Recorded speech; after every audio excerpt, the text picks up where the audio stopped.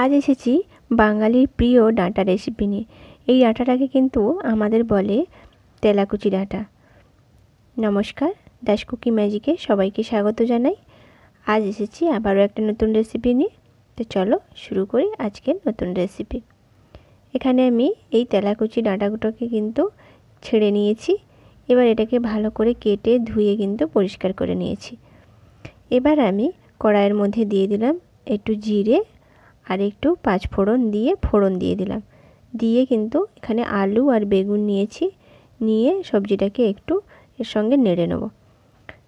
একটু ভাজা হয়ে গেলে মাঝখানে একটু সামান্য তেল দিয়ে দেবো আদা আর দিয়ে দেবো টমেটো কুচি দিয়ে ভালো করে কিন্তু একটু নেড়ে নেব, নিয়ে সবজির সঙ্গে মিশিয়ে নেব।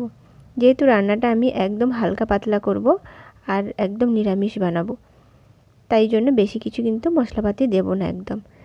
এবার দিয়ে দিলাম তেলাকুচি ডাঁটাগুলো, দিয়ে ভালো করে সবজির সঙ্গে একটু মিশিয়ে নেব।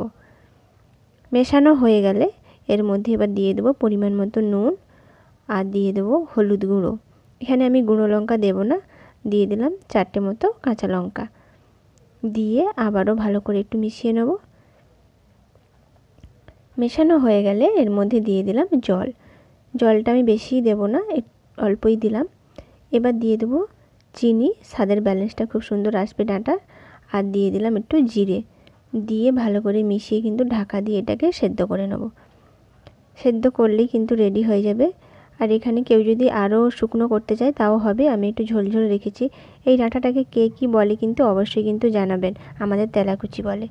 আর আমার এই রেসিপি যদি ভালো লেগে থাকে তাহলে কিন্তু অবশ্যই সাবস্ক্রাইব করবেন, লাইক কমেন্ট করতে ভুলবেন না। নমস্কার।